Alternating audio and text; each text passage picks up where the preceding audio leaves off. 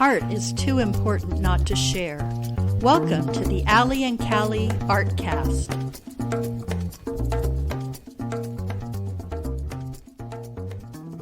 Hi, I'm Allie. And I'm Callie, and we're with the Coeur d'Alene Arts and Culture Alliance. Hello! Was I here last week? I was. So it's been a long week, so I'm excited to be here. Yeah, well, it's been a great week because the sun has been out. It's gorgeous. It's getting warm, and It's we're actually summer. having a summer. It started, and it's here. By golly, it's here. It's hot, And hot, hot. our summer concert series has been going Awesome. gangbusters. I know I've missed the last couple concerts because I was doing Mamma Mia. Right? Yes, And you were. I'm done now, and it was fun, and I'm glad I'm done. Yay. Because I'm tired. I'm glad you're done too. Not because you were great, I know. but I missed you. I know, and I missed the concerts. I know. I was sad, so I'm excited to go. Well, it was great last night. Yeah. You know, whoever Right. was there, it was awesome. Right. And I love serving the beer, and I just love the open nights at the Riverstone concerts. So don't forget, every Thursday, Riverstone concerts in the summer. 6 to 8 p.m. They're free. It's so much fun. Yep. And then, let's see, what else did you do? Tell me, you had an issue today. What was it? I spent the entire day in front of QuickBooks trying to get my husband's stupid accounting done because we still haven't filed our taxes, and we need to. Yeah. So, my brain is fried. I know, it's so hard. Yeah. I recently, in the last couple of years, took over my husband's books and bookkeeping for his company, Ovation Company. Right. You know, and he's an educational speaker for the last 20 years. And oh my God, QuickBooks is not my friend also. Yeah. But I will say in my favor, there was a school that did not pay, Yes. but said they paid. Uh-huh. And I went through my books and I went through my bank and I did everything and I went back and forth and I'm like, they did not pay. And they said they didn't. And I went through and I was right. Yay! They did not pay. So they owe us money, and I was thrilled because usually I blame myself because I'm Right. like, it's got to be me. I know, it's usually me, I'm too. like, I must have put that with the User wrong error. school. Yeah, it's got to be me, always.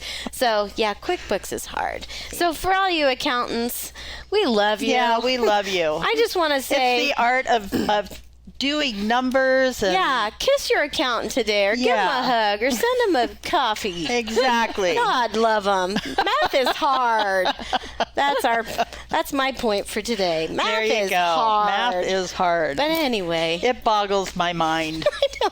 Thank It God hurts. QuickBooks adds things up for you. It does. I Yeah. know. It is helpful, but Right. it's not fun. I don't enjoy it. Anyway, So this weekend you're going to see the Sandra. Divas Yes. show. Sandra Marlowe? I'm saying it wrong. Sandra Marlowe. Oh, that's right. Okay. The Divas at Gay- the Jack. I'll be there tomorrow Gay night. Kruger. Yeah. Gay Kruger Ribble. Yeah. Anyway, Well, I'm looking because forward to it. Yeah, for sure. But you've Well, got... since my brain is fried, I'm really looking forward to a little inspiration. Yes. And we have How an perfect. inspirational speaker here today. I'm so and we would like to excited. welcome Jessica Bonar. Hello. Yay. Welcome. Thank you for coming. Thanks for having me. We're so excited. So my first question is, what makes a person want to go into inspirational speaking? Oh, okay. So I can't speak for everybody. Just going to speak for me. I think that's wise. Right. So several years ago, I had the opportunity to do this kind of development workshop, and in it we created our purpose statement. And my purpose statement is that I must inspire people with simple solutions to complex problems that will change their life. Ooh. And so my ability to do that in all areas of my life, when you feel like you're actually meeting or fulfilling your purpose, is when you and the universe are like in lockstep, right? And when I am doing public speaking, when I'm doing inspirational speaking, that is when the universe and I feel like we are in lockstep, and it is a different kind of magic. So, Oh, cool. Yeah. Well, I have heard you speak, and you are magical. I remember you. leaving, and I can't believe that was 4 years ago, because but it was pre-COVID. Yeah. But I left there thinking, oh my God, I can do this. Yeah. It was awesome. That's good. I know. I love that. I would say I've been talking forever. When I was little, my parents would say, we'd all sit at the dinner table and my parents go, Jessica, you have to take 2 more bites before you're allowed to talk. Like everyone else would be done eating. I'd have a full plate still because I was like, bark, bark, bark, bark, bark. So I've always been talking, but then the question becomes, at what point did you have something to say? And what point did you have something to say worth listening to? Yes. Because those are all different, right? I had a lot of nothing to say for a long time. But I gave a speech at 8th grade graduation even, that there is something inside for me. Somebody said, how do you get over the nerves of it? And I said, oh, I don't actually have them. I don't, the way that some people that do like structural steel ironwork, and I go, how do you get over your fear of heights? And they go, oh, we don't have it. Like we just weren't born with it. Yeah. Wow. And so I get excited, I get pumped, I get focused, I get, but I don't get nervous. And so it fuels me before I get to go in front of people. And then if somebody's like, hey, can you just do this for us real quick? Last minute, I'm like, heck yeah. We were at a function for my son's fundraiser for my son's school several years ago. And all of a sudden I was on the mic and he turns to his friend and goes, bet you they asked her to do that 5 minutes ago. Yeah. And we were on a break and I introduced somebody, blah, blah, blah. And he goes, hey, I didn't know you were going to do that. And I go, no, they just asked me like 5 minutes ago. Yeah. Told you. I'll do it. Yeah. So, yeah, it's been awesome. That's cool. So what kind of education or how did What's you your get background? Yeah, How what's did your it background? start? Yeah. Where are you from? Well, okay. So I would say that I, having always loved being in front of a group and articulating all sorts of different things. Like I worked at the Coeur d'Alene Croc Center for a period of time in the youth aquatics department, and I did kids safety things for 3rd grade swim. Like, let's do that. I can make that fun, and informational stuff to new members. And so you give me a mic and I'm a happy girl. But when you get to say something that might be a transfer of inspiration, that's a whole different kind of excitement. That's a whole different kind of, power's not the right word. Like it's a whole different kind of powerful experience that you get to participate in, right? Meaningful experience. So, I'd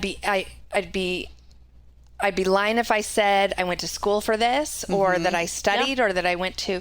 The reality is I went and suffered a whole bunch of pain and most of it's self-made misery, actually. I'm kind of an expert in self-made misery. Like mankind and humankind can help me out too from time to time and give me some grief to deal with. But the reality is for me, it has been the challenge of overcoming some really difficult times in my life and coming out the other side as a woman of grace and dignity. And I didn't start that way. Right. If we're being candid. Yeah. I was not a woman of grace and dignity. I was not somebody that I could stand in the mirror and look and smile back at myself. And, but I always wanted to be. And so I think that, several years ago, I had the opportunity to start sharing some of that in some church settings and in some personal settings. I'm involved in recovery, and being able to share that in a group setting or a one-on-one setting about the fact that there is no expiration. There's no expiration date on the opportunity for a good life. Right. That's the key. You meet everybody, all walks of life, that have come to a point of despair, and they think time's up. That's it. That ship has sailed. Right. And that's the reality that I've been able to understand finally fully to the best of my ability that there's no expiration date on the opportunity for a good life. So I've gone into the Kootenai County Jail and shared that with women in the county jail, and then in different areas too, right? I speak on like leadership, and so I've spoken in corporate settings and the Coeur d'Alene Chamber breakfast and things of that nature. I also do trainings and talks about giving powerful presentations, because just because we're a subject matter expert in something doesn't mean that it was a compelling presentation or that everybody was like, oh, that was great, because we want to take that knowledge, but we need it to be transferable. So we need it to be in a format that is audible, right? And digestible, so that the inspiration is transferable, so someone can take something and do it like actionable, right? But then the personal inspiration side is really where I feel like that's when, like Kristen said, she'll make you laugh and she'll make you cry all within a 2-minute period. And the thing is, I'll cry with you, you know? So, I mean, I'll cry from stage. So I don't know why I don't wear waterproof mascara. That's going to be a change. Have you ever thought of speaking with kids? I have, and I've spoken to some youth and different youth group kind of environments, but I think that I have found it more powerful when when I'm connecting with some people who are young adults or through adulthood in various phases of adulthood, because I didn't experience any man-made misery really in my childhood. Like, I didn't have a burdensome childhood. I didn't have dysfunctional parents or anything like that. And so I think it feels disingenuous for me to then go to them and talk to people who are, to young people who are in pain based on their current environment, which isn't something I can relate to. I can have sympathy for it, but not empathy for it. But when we get into late teens, early 20s and older, then there's enough of us, there's enough like common ground of, you know, you can make a bad decision or two and everyone can recover from that. But if you make enough bad decisions in a row is when you find yourself in the pit of despair. And the pivotal moment isn't when you find yourself in the pit, it's when you believe you belong there. That's when you're actually screwed. So that's, I think, tends to be the time that I have the most transformational conversation, is people who we all got to the pit of despair and it looks a little different, the wallpaper's a little different, but there is a familiar pain, and that's what binds us, and that's what moves us, and inspires us that there's an opportunity out of the pit. Like, hey, let me get a ladder. Here we go, you know. So moving on from this. That's good. So do you have a favorite story to tell about speaking? Like, was there one that was particularly impactful or just fun? I actually just spoke at a women's conference about a month and a half ago, and it was an idea that I've spoken on a couple of times, but it was just it was so moving for me to participate in that. It's the idea, and this idea has like 4 million, you know, ways it can go, right? But it's the idea that we live in this polarizing world of either or. I am this or that. I'm winning, I'm losing, I'm succeeding, I'm failing, I'm right, I'm wrong, I'm good, I'm bad, I'm whatever. But the reality is, what if we talk about that I'm both? Not only like to say like, right, okay, not like I'm winning over here and I'm losing over here, but what if we talk about the pursuit is actually to honor both? That I am winning and losing, I'm succeeding and I'm failing, and I am good and bad, I'm making good decisions, I'm making bad decisions, and that when we look at our whole effort is to push everything over to one side of the pendulum so that we're all on the good side, like it's all over here, and all efforts are made to get it as swung over as far as possible. But when the pendulum is at greatest peace is actually when it's at the bottom, when it is literally straddling one on each side, and that I need to be pursuing a life of both and instead of trying to just be this. And so if we look at things like, I am a strong, independent woman. okay, so for years people were like, oh, you're so strong and you're this and you're that. And they would say that, but what I knew was that I cried the whole way to work that day. I don't feel I'm very strong. Right. So you think appear it, right? But You think I'm strong, but I know that I lost my business in the car the whole way to work. And so and that I thought it was disingenuous and that it's some sort of front, but it's not. It's the fact that I am both. I am a strong, independent woman because I felt fatigued. I felt emotionally fatigued.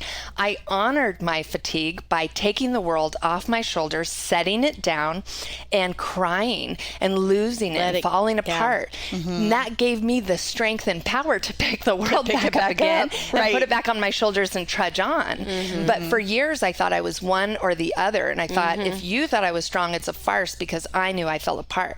But the reality is that I am both this and this. And so that when I do fall apart, I used to also be like, I'd start to cry because I want to be vulnerable and honor my feelings, but I'd also put some sort of, arbitrary time limit where I'm like, and then I'm like, okay, clean it up, girl. That's enough. Grow up. Right. And Put then your it's big like, girl panties on. Right. And it's like, why? I'm not Why? done. I'm sorry. This is 2 whole minutes. Apparently that's the time limit. I'm losing your mind for the day. And to honor both, like that I get to be both. Or so this talk that I did with that theme was about being a leader and a follower in different areas of my life. And it was it felt incredible that I'm a leader and a follower in my workplace. I'm a leader and a follower in my relationships. And I'm a leader and a follower in my own life, in my own hula hoop, right? And that we need to be pursuing both, and we're not failing if we're one or the other. Right. So, That's good. Hey ladies, have you heard about NIA yet? Hi, I'm Marilee Wallace. I'm a proud board member of the Coeur d'Alene Arts and Culture Alliance and owner of NIA, that's short for the North Idaho Alliance. We specialize in leadership development specifically focused in connecting women to programs and workshops and the network to educate, empower, and enrich their lives. Our goal is to make positive impacts in our community while helping other women in North Idaho succeed. Next up is our Women of Impact Leadership Roundtable series and our Women with Cool Jobs event. Those are both kicking off in the fall, so I hope you'll look us up. You can find us on Facebook at Women of Impact CDA or just give us a call at 208-660-1557. Go out and make it an impactful day. So don't you have a story that correlates with what you were just speaking about? Oh, with the leader and follower. I'm like, don't I have a story? I have a million. That's my job. I'm a storyteller. What's your story? But when we talk about like being a leader and a follower at work, sometimes it's the reality. Like we know some of us are in positions of leadership, regardless of whether or not we were born with any leadership skills. Some of us were put in positions of leadership. So we got some work to do, regardless of whether it's our God-given gift, right? And so people pursue leadership growth and things of that nature. And then we look at being a good follower, like a good teammate and a good supporter of the people around us and our team and things like that. But then I also have shared that there's times that you don't even realize you're leading, right? And so there was this moment for me. So I work at Advanced Benefits. We are an employee benefits broker. So we help employers all over the region offer benefits to their employees, right? And it's a smaller office. It's locally owned. So we call it a boutique. We're not national, like we don't have stockbrokers. Right. We get to run our lives. Right. It's pretty rad. So I'm in the office and it's like a Friday morning and this fellow employee knocks on my door. She goes, hey, can I talk to you for a sec? I go, sure. Yeah, absolutely. She comes in, closes the door and starts talking and starts sharing her life and starts crying. And so we talk and we listen and I listen and eventually she takes a deep breath, says thank you, and we hug and she leaves. And a couple hours later, somebody else knocks on the door. Hey, can I talk to you for a sec? And I'm like, sure. I mean, that happens all the time, right? You're just assuming that it's a project or whatever we're working on, and right. Hey, I have a question for you.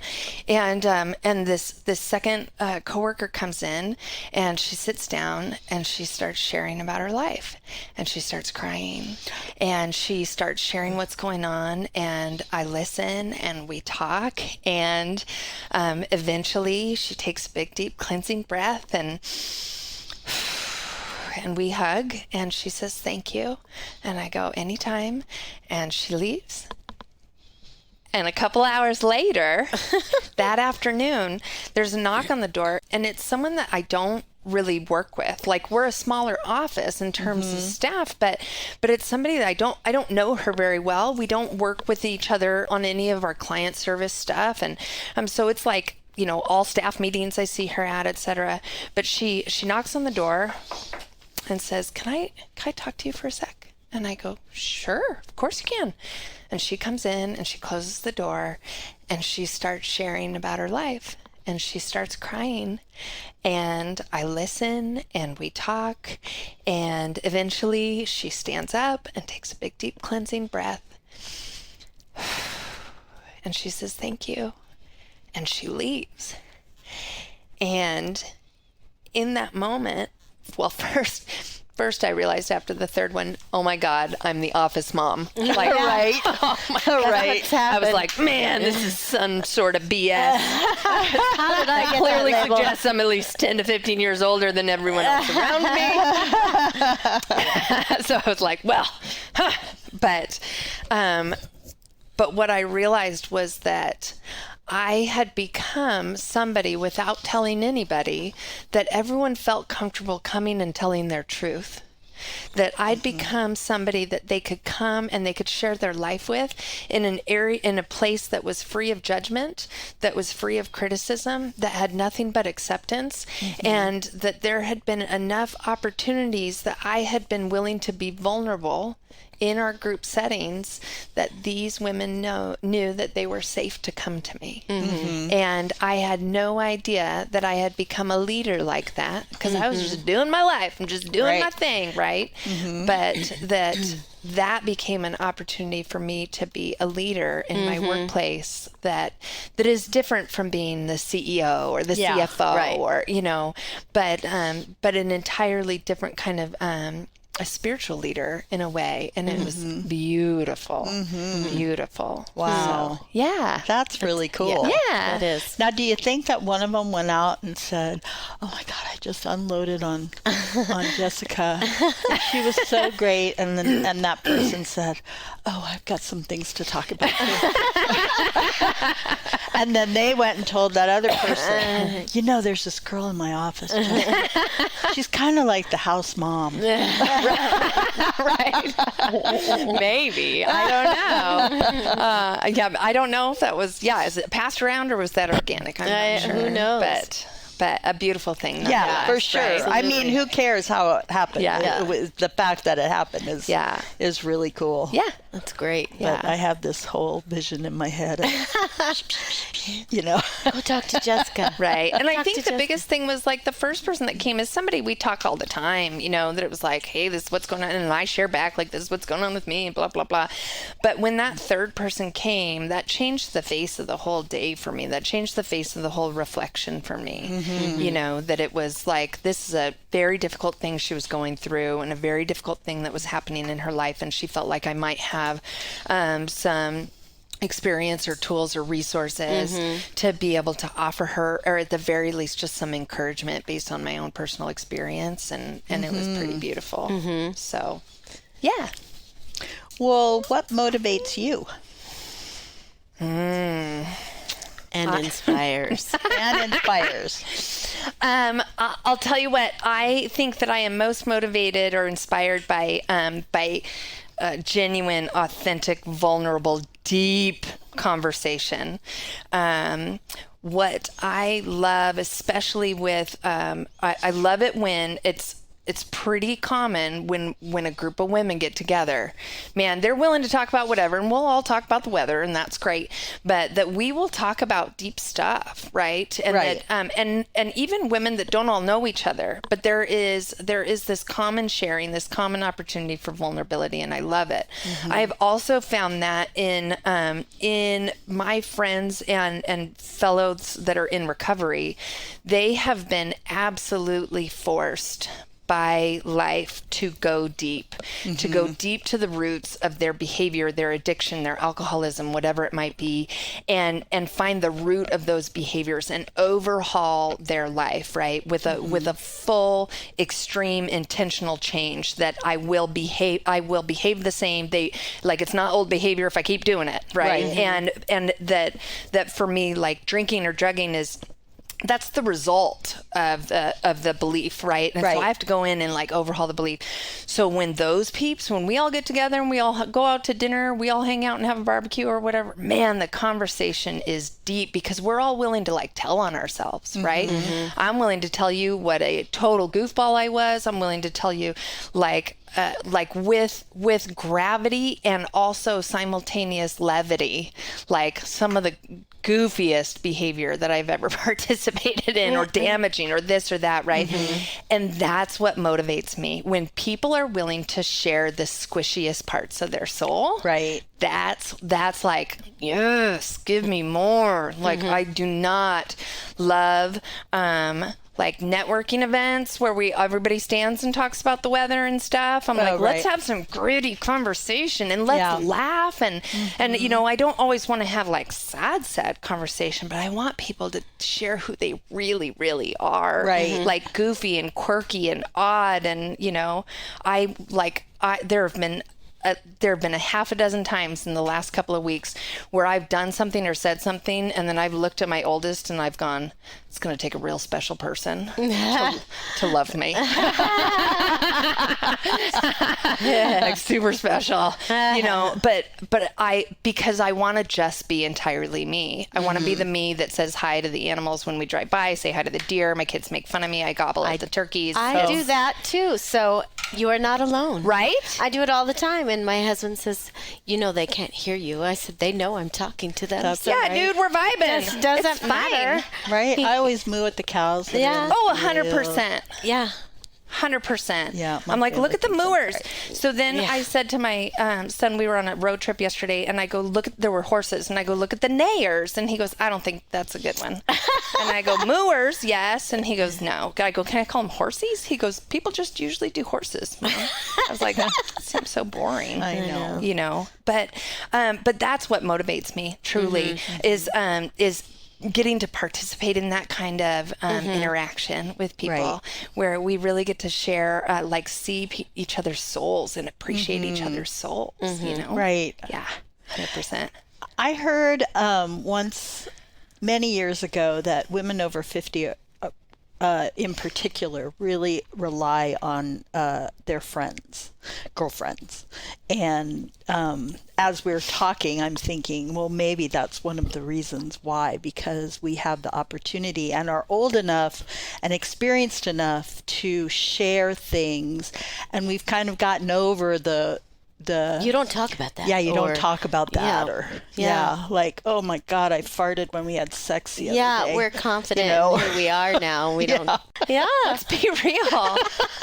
Right? Like, it's going to take a special person. I fart all the time. It's just whether or not it's smelly is the only difference. Right, Well, exactly. But I'm a gassy girl. If we're going to talk about need farts, everyone to I say know. toot or, oh, I pooted. Or I tooted right. every time. Or if I burp, I go, burpay. and Stu says, you know, you say that every time you burp. And I go, okay. Well, right. He goes, I know you just burp because you say it every time I burp. And then I go, burpay. We've got a thing where I'll smell and I'll be like, dude, did somebody fart? And one of my kids will be like, I just farted. And I go, hey, you got to own your fart, man. Just say you it. have to say, excuse me. You have to own your fart. It's literally like, yeah, 100%. It'll be the first time. First time in 2 years. Maybe. Yeah. I don't know. First time. That's getting to the heart of the matter.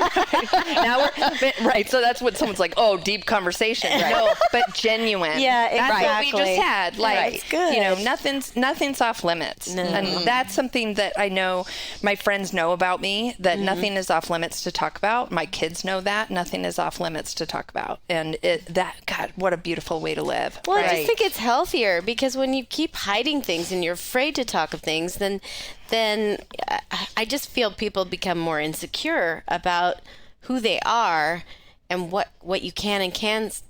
You just don't get to know people all the way because you're afraid to say, well, I don't know. If I say that, they might think I'm weird, or I might, I don't know. It's Well, sometimes people are like, well, and they're going to think I'm weird. And I'm like, I am. Yeah, right. And what's wrong with that? Welcome. Get on board. Or not. I don't know. But I think that... Embrace your weirdness. Yeah, dude, embrace your oddity for sure. It's okay. Yeah. I mean, I want, like, for a decade, we would go to the mountain, and my family had a custom crocheted helmet cover that was one of the minion heads. So all around the mountain, it was like, follow the minion. And I used to teach at the free ski school at Lookout Pass, and I'd wear my minion helmet cover. I had a penguin first, and then and I'm at that point, I was in my 30s, and like, who cares, dude? Right. I don't know. They crack me up. I'm not, I own it. Yeah. I don't care. I saw somebody with like a little fishy backpack, and it was the shape of a fish, but it was a grown woman, and I was like, oh, I love it. I want your backpack. Where'd you buy that? Where'd you get that? I need one of them. 100%. That's too cool. Hey y'all, it's Jason from Tubbs Coffee Roasters. We are North Idaho's specialty coffee roaster. We are homegrown and we are local. We love coffee and we love our community, especially Allie and Callie in ArtCast. We have a retail space in our roastery in Hayden, and we can also be found on the shelves at Super One and Yokes. And if you like to buy coffee online, we do offer subscriptions. You can find us at tubbscoffeeroasters.com. Support arts and culture and your local roaster. That's all. So what are your plans for the future? What is your ultimate goal? What would you love to do? Well, although I've been doing public speaking probably in an intentional manner for about a decade, I just launched a full website, and a LinkedIn page and an Instagram page and a Facebook page, and I know I need to do a TikTok too. I just have to wrap my mind around that time and planning, but it's. For the first time, I've always said, like, well, if the world was perfect and all the planets were aligned, I'd do that all the time, and the universe would like offer me these opportunities sporadically. Right. And last summer I thought, why? And somebody said, well, blah, blah, blah. And I said, well, if the world was perfect and all the planets were aligned. So I'm like, why don't I actually partner with the universe? How about I'm like, hey, universe, I'll get on board. Yeah. And so I, at the beginning of this year, started working with the marketing team so that we could put together a place where people can find me. Yeah. And what was amazing was Knock Marketing, the team at Knock Marketing here in town, did an incredible job. Love them. And huge fan, had a great conversation, and they're really willing to like grow with the whole vision, over the course of time. Big fan. What was awesome was I had footage from a whole bunch of different times that I'd spoken, and they were able to, with their incredible editor guy, smushed it all together into this like 2-minute video that gives you the vibe of what it's like to maybe have me at an event. It's this like, hey, I've done this before, Right. and here's an example of my stage present. Here's an example of my some of my concepts, and just gives you a little bit of content teaser, right? And it's all on the website. So if you go to jessica-bonar.com, and it's Bonar, that's Bonar. It's like really close to a dirty word, but it's not. So I have a kid in middle school. It's tough. That's a tough last name. I know. And so, but jessica-bonar.com, and you can go there. It gives you some information about me, a little bit of background about me, and then the 3 different pillars of things I speak on. And then if you want to get a hold of me, there's a book me, and you can fill out the little intake. Gives me an idea of what your event or idea might be, and that starts our dialogue. So what's awesome is I can speak locally, regionally, nationally, or internationally. So there's no limits on what that looks like. And it's really all different kinds of groups too. We can, like I said, I spoke at this women's event in town. I've spoken at women's chamber events and such, but I've also spoken at corporate events that are, so we're not limited to women. We're not limited to inspiring women only, right? There's one thing I would encourage you, if you I spoke a couple years ago at the Day of Influence. So if you search the Day of Influence, Jessica Bonar, The Pit, and there's like an 18-minute talk I did. And that was an opportunity. Somebody said, if you only had 15 minutes left on the planet, what do you need people to know? And I said, that there's a good life and it's available to you regardless of who you've been or what you've done. I do not care. It does not matter. There is a good life and it's available to you. And he said, awesome, tell me more. And I shared with him some of my past and my history. And he said, okay, that's incredible because I've only ever known you in a professional setting and I had no idea that you were a drug addict. I had no idea that you were an alcoholic.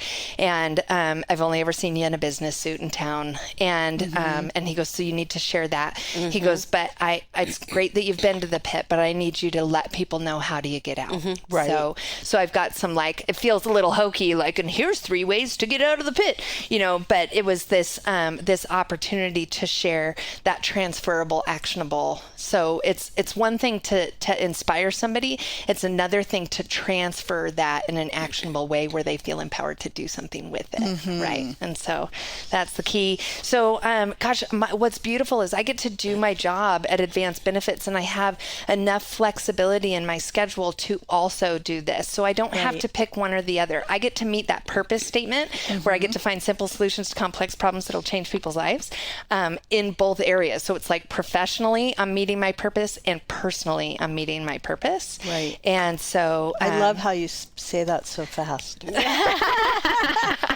It's like, say that one more time. She's a speaker. A little slower. She can do that.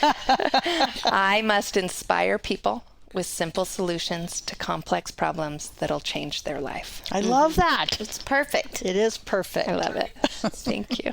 Yeah. Speaker, Motivator, life changer. Right? That's right. Life changer. See, I saw that. That's on my website. I saw it. Make you laugh and cry in 2 minutes. Love it. That's right. I love it. We did mostly laughing here, so it's that's good.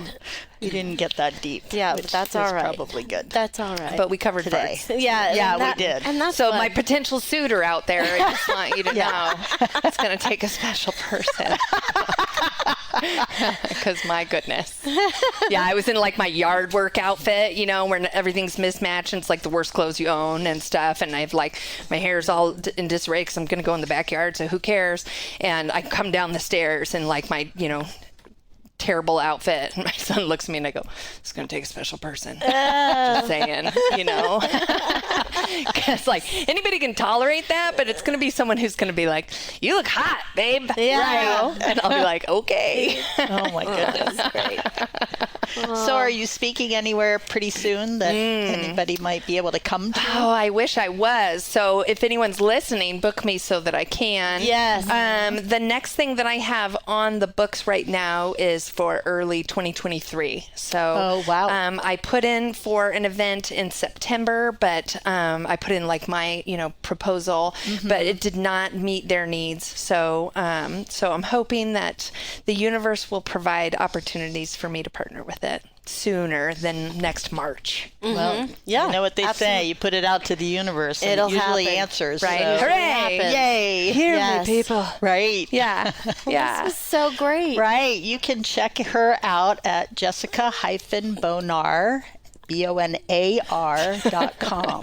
Yes. And there's all the links to her social media right there on her website. Yeah. And if you're so inspired, Book her. Book her. Book her, Daniel. Or if you find out that she is speaking somewhere and you have the opportunity to go hear her, I really encourage you to do that. Absolutely. You. Thanks, you guys. Yeah. Thanks so much for letting me come and hang out. Absolutely. You bet. This is awesome. I know. Super rad. I didn't Yeah. even cuss the whole time. So this Very is good. Great. Well, I'm Allie. And I'm Callie. And whatever you do today, make sure you inspire and you're motivate creative. And you're creative. Because it takes a creative mind to be inspirational. I like that. Have a great day. The Allie and Callie Artcast is a program of the Coeur d'Alene Arts and Culture Alliance and is sponsored by NIA, North Idaho Alliance, a woman-based leadership organization designed to inspire, uplift, and impact your community and lives. And Tubbs Coffee Roasters, globally sourced, locally roasted coffee.